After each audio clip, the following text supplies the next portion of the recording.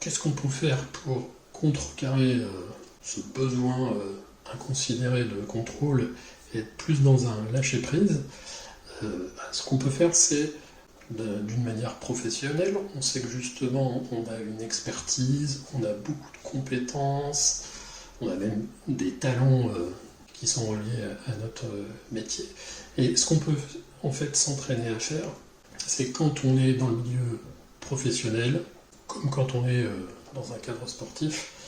c'est rentrer dans ce qu'on appelle le flux, ce qu'on appelle en anglais the flow. C'est en fait se mettre, sortir du contrôle et se mettre dans une zone de concentration intense qui nous permet en fait d'achever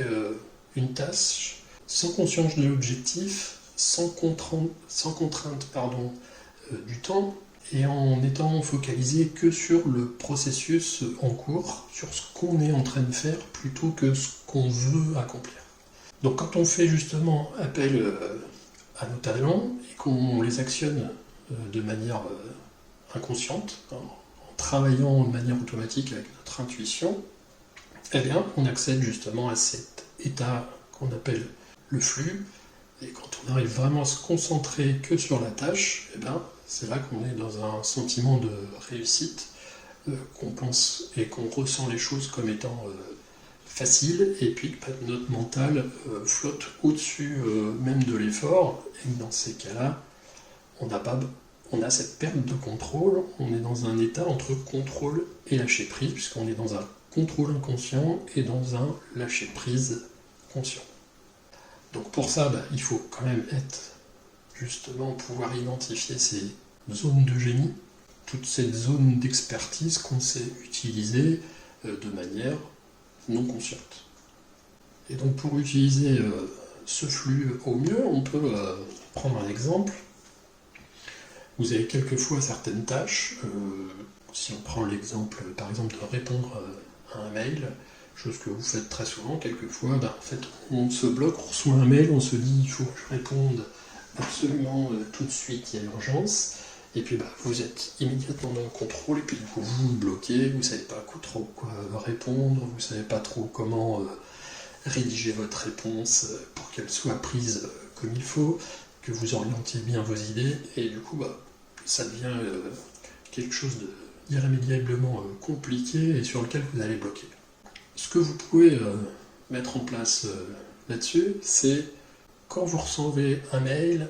dans un premier temps, justement, vous ne prenez pas le contrôle et vous prenez juste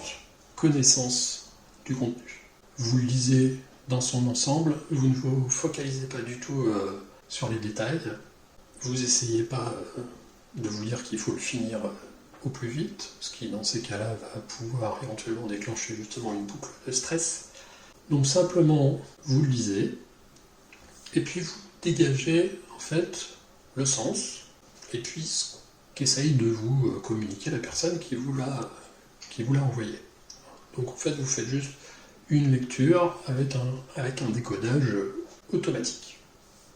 Et ensuite, vous faites une deuxième lecture dans laquelle, une fois que vous avez compris le sens, eh bien justement vous allez faire juste jaillir les idées de manière automatique. C'est là que votre expertise et vos capacités professionnelles vont prendre le relais. Et il y a des chances qu'en fait vous ayez des éléments de réponse qui viennent tout seuls. Alors ils vont au début être pas très organisés, mais c'est pas vraiment très très grave dans un premier temps. Donc tout ce qui vous vient à l'esprit, à ce moment-là, vous le notez. Ensuite, avant de rédiger votre mail, vous organisez les différentes idées et phrases que vous avez notées. Et donc au début, vous allez prendre les différentes idées que vous avez notées et puis vous allez commencer à organiser des phrases de manière naturelle, toujours pareil, sans essayer de trop contrôler. Ça veut dire que vous allez avoir au final la matière pour répondre à votre mail avec déjà des phrases rédigées, un ordre de vos pensées et de votre logique qui va être déjà plus ou moins organisée, et après vous allez vous concentrer juste sur une partie de rédaction qui va être beaucoup plus technique, dans laquelle vous allez vous concentrer sur la syntaxe, la grammaire, l'orthographe, mais plus vous souciez de savoir quelles sont les idées que vous allez mettre dans le corps de votre mail. Et donc en utilisant cette méthode, vous voyez, vous êtes à un moment dans une partie qui est plutôt intuitive, qui est plutôt automatique, et puis aller petit à petit vers plus de précision et plus de contrôle sur ce que vous écrivez, et bien vous avez une méthode qui allie au mieux ce qui est capable de faire votre cerveau, c'est-à-dire garder du contrôle sur certaines parties et lâcher prise sur d'autres, ce qui vous crée au final un retour de satisfaction personnelle et puis une efficacité accrue dans vos tâches de tous les jours. Donc, gardez bien à l'esprit que notre cerveau a quand même besoin de contrôler certaines choses, mais on ne doit pas oublier de lâcher prise sur toutes les choses sur lesquelles on n'a aucune prise, justement, sur lesquelles on n'a pas de contrôle et qu'il faut laisser aller.